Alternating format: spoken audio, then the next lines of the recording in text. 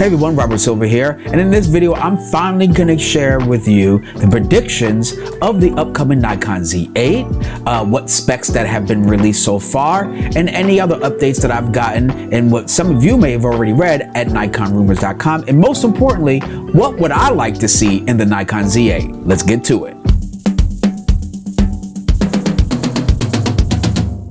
All right, so I wrote down here a couple of bullet points of the predictions up to this date right now, and all these I grabbed from NikonRumors.com. Go check it out for yourself. I'll leave a link down below.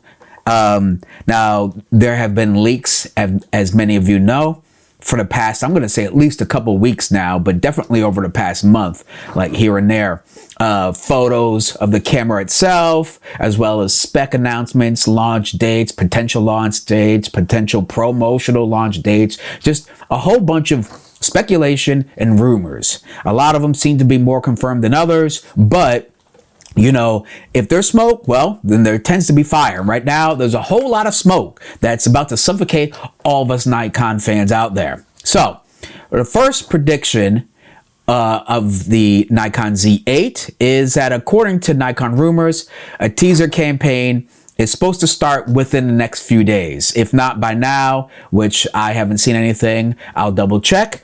But any day now that there will be some sort of teaser campaign. They've invited a bunch of influencers to go test out the camera. I wish I was one of them, maybe in the future. And but that it seems to be something that is pinned as a solid confirmation on that aspect. Now, the Nikon Z8 is also rumored to be officially announced in the second week of May. So that's pretty soon, because right now it's the 25th of April. So that's right around the corner, a couple of weeks. So get your ducats ready, because a lot of us, like myself, is ready to go put our money down and put our name on one. There is also a Nikon event in Dubai on May 23rd. So there we go, to the point of a teaser campaign in the works. Well, if they're hosting a huge Nikon event in Dubai on May 23rd, if that is real, then, well, there you go. That's another a sign of smoke. And when there's smoke, well, hopefully that means there will be a launch. So then it says that it'll be shipping end of May or early June, which would be phenomenal. That if they host that event in Dubai on May 23rd, and then they're already ready to ship by end of May, top of June or second week of June, that would be phenomenal. Because a lot of times what I've noticed is when camera companies do product launches, they'll let you know what's coming and then it won't be available for like a month or so. But so this would be a phenomenal turnaround. So that's why I'm telling you folks, if this is a camera you are interested in, you need to hurry up, put that money aside, get ready, because it's going to be a complete SHIT show when it comes to putting down deposits, getting your hands on one, and all that good stuff. So make sure you go ahead, go to NikonUSA.com and become an NPS member, because I'm telling you, just like the Z9, NPS members get priority first. All right, they're not sponsoring this video at all. All I'm saying is, if you want the best chance, you go ahead, become an NPS member. And here's another little tip that I learned last time with the Z9. Put your pre-order in at your local camera store. That's right, I said it. If you want a little bit more priority, it's going to be given to the local camera store. So do the two. Strategy 1, become an NPS member. 2, order it from a local camera store, because those camera stores, believe it or not, are proprietized and given a little bit more value and weight and support on the back end and the business end to carry Nikon cameras. So therefore they get a little bit more push when cameras and units become available. And also, hey, it's always great to support your local camera stores, right? Here's another one. Nikon's goal is to cut the pre-order wait time. So to the previous point, if they're planning to ship at the end of May and they're doing all their promotional events all through May, man, this would be phenomenal. This would be phenomenal. I'm ready to get it. So, and that was one of the biggest things that annoyed me with the D850 and the Z9. With the Z9, I was able to get the second order, that batch of order that came into my local camera store, which is Mike's Camera. So I was able to get mine, but I know people that have waited 6, 9, or even 12 months to finally get their Z9.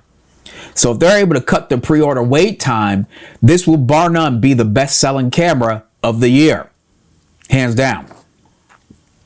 It says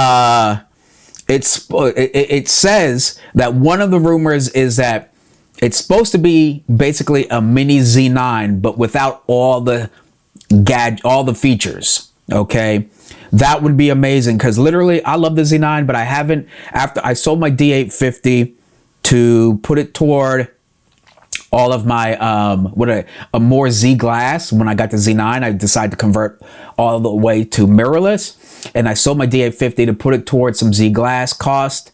And ever since having the Z9, I don't want to, and I simply cannot afford to have a second camera that does not come in par with the Z9. So I never looked at the Z6, Z6 II, Z7, or Z7 II, just because honestly, with the capability and performance of the Z9, I'm spoiled and I can't go anything lower than that. So shout out to the Z9, but unfortunately, I've only been working with one pro camera. So I am absolutely waiting, biting at the bit for the Z8 to come out.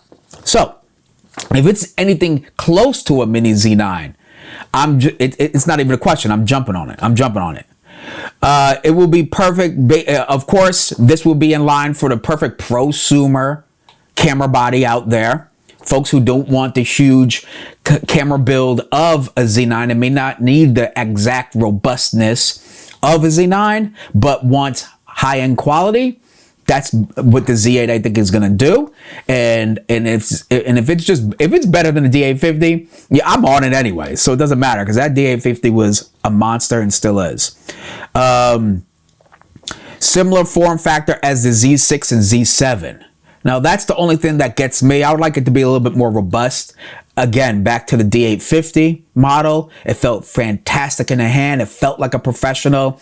It wasn't as big as a D5 or something, but yet at the same time, it was robust. It felt professional. So if it could give me some robustness and a professional feel, exactly like how the Z9 feels, then, but in a smaller form factor is my thing. I wouldn't want it to be as dainty. I wouldn't say the Z6 is dainty, but it's definitely a more compact form factor. I wouldn't want it to be that. I would want it to be a little bit more. Okay, but that's just me. I want it to feel like a pro. And an improved 9 megapixel viewfinder. That would be amazing. I'm already happy with the Z9 viewfinder. I've never had any issues with it. But for it to be a 9 megapixel would be fantastic too, because my eyes are shot. If I take these off, trust me, I'm thinking God, someone made up autofocus, because I am blind. All right. So an even more clear, well-defined and saturated, color saturation I'm able to use my viewfinder. I'm just going to enjoy it. That's for sure. Of course, it won't have all the features of the Z9. I wouldn't expect it to. You shouldn't expect it to. But if I can get autofocus performance to be just as good or very close to, I'm going to be very happy. I need the eye detect. I've become very used to, and again, I'll use the word spoiled, by the autofocusing capabilities. I like the eye detect. It works really well for when I shoot runway or when I do beauty photography. It'll just find that eye and lock on there, and I just need to worry about the composition. So I'm hoping that the Z8 will be just as comparable in its performance. The other thing I really like is that the low light capability. I've been impressed with how the autofocus has been able to lock on to my subject despite how low the environment may be with the Z9. So if the Z8 does that, that would be worth its weight in gold 100%. Rumor price in Europe, okay, it's supposed to be around 4,500 pounds, which is going to be roughly in the mid 3,000 range, which is pretty much what I would expect. I'm not going to lie. Nowadays, you can always average at least $500 to $1,000 more for the same class of glass and/or camera body in mirrorless. You can just add that mirrorless tax to it, if you will. You're going to get way more technology, easier to update the firmware. You're going to just get a lot more bang for your buck going with mirrorless. So if you're with DSLR, this camera would be for sure worth the jump to mirrorless. And at $3,500, this is the kind of camera you're not going to keep for a year. You're going to have this for 5 years easy, and it's going to keep going. As I said, I had the D810. Then I went to the D850, and none of those cameras ever skipped a beat. And never did I feel like the only reason why I got rid of any of them was to upgrade to something absolutely better that simply did something that the previous camera couldn't. Okay, the D850 was better at video than the D810, and I believe and higher resolution as well. So that was completely different, therefore worth going up to the D850. And the Z9 and converting to all my Z glass, well, that made sense for me to get rid of the D850 to go to the Z9 and everything else. Because that's the one thing I do recommend for new photographers. If you're looking for a new camera body, don't go off what I'm saying or what's popular right now. Go off of the functions in this new camera. Give me something that my previous camera can't, and does it help my photography workflow? Does it improve my ability to create a consistent amount of quality images? But if you just have the money and you just feel like spending it, well, then mazel tov, go ahead and do that. It will use the same battery as the Z9, it's rumored, which is the ENEL15C, which would be good. I would like a little bit more battery life. I've never had issues with battery life when I used the D850 or the Z6 when I had it, and I for sure don't get that issue with the Z9. I have 2 of their batteries in a Z9. But if we're talking about video, that's where you're going to really chew up the battery life. The video, I don't care when I use any other camera system, the batteries get eaten up shooting video. And it's rumored to have 8K 60p video. I'm not sure if that's 10-bit, 420 10-bit, or what it may be, or 8-bit. But I'm sure those specs will come out soon enough if they drop a teaser campaign or, start doing a press release. I would definitely share that with you as well, because it would be nice to have a smaller form factor camera, basically a mini Z9 that can still do great video. I actually wouldn't be upset if it just did 6K. Okay. I think it's safe to say that most people who are picking up the Z9 want the photography or still image performance of the Z9, just more compact. And if it could happen to do at least 6K, I'd be very, very happy. 6K at 60 frames would be phenomenal. If it does 8K at 60p, that's great too. Personally, with the resolution, I've seen rumors at like 61 megapixel, which is crazy. Now, I just want to let you know that the more megapixel that you're hoping and wish it may have, the slower the buffer may be. All right. It only gets to a certain point where you're just going to not get as many shots out as you can. Like the Z9, you can get 30 frames a second, but it's going to be in JPEG. So if you want HDMI, if you want raw 12-bit or 14-bit photos coming at you at 60 frames, you're going to sacrifice somewhere. So that's why I would be happy if it stayed 45 or higher. Like around 45 to maybe 50, 55, something like that. Let's just see. Again, I want the autofocus, and I need it to be compact, and some cool video features would be nice too. Basically, an amazing hybrid prosumer camera body that's extremely robust like the D850. Again, I'm going back to the D850 because that camera is legendary, and it still is the best DSLR ever made, in my opinion. And when it comes to crop DSLR, I'm gonna have to say the D500, because that thing is a beast. All right. What else is there? I hope that it has dual CF Express Type B card slots would be awesome. That would definitely give it more credibility in the professional realm for professional photographers. Definitely have a battery grip which you can have all the buttons on the top. Okay, we want all the play up top of the battery grip, so when we're shooting vertical, we're good to go.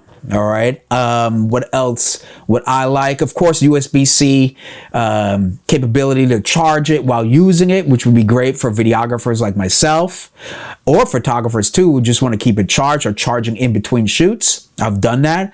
I've actually plugged my camera up to my car while driving in the cigarette lighter and kept it juiced up a little bit. And believe it or not, those little tricks do help. Or bringing a battery pack. So a USB-C port would be fantastic.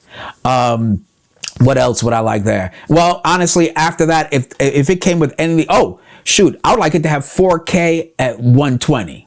If I can get the 4K 120 in there, that would be awesome. Okay, I would love that. I just love shooting 120, but to have it in 4K would be a nice little cherry on top.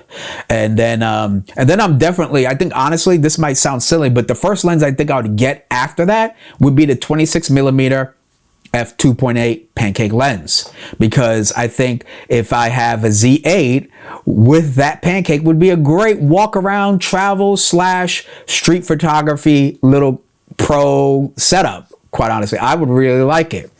And as of right now, my Z9 lives in the studio. It's so big and it costs too much where I don't trust walking around the streets. And I believe with the Z8, if it has a compact form factor, I'll be more enticed, more excited to go do some street photography and stuff like that. So that's why I've been eyeballing the 26mm. And honestly, I'll finally get the Z14 to 24mm f2.8 lens as well. But I've been holding on to my money for months now to see when this damn Z8 is going to come out. So I'm super excited about that. Let me know what you think down below about what you've heard, whether you care about the Z8, have you been looking at the Z8, or you don't give a hoot nanny about the Z8. Either way, let me know down below. If you enjoy this video and you would like to see more, don't forget to press that like, share, subscribe, and of course, hit that bell icon to get notifications of my upcoming videos. I'm Robert Silver, and until next time, keep shooting, stay creative.